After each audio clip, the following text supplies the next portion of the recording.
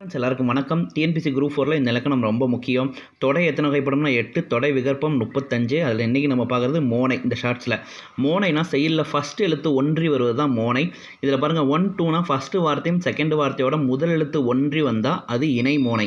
அந்த மாதிரி 1, 3னா பொழிப்பு, 1, 4னா ஒருவு.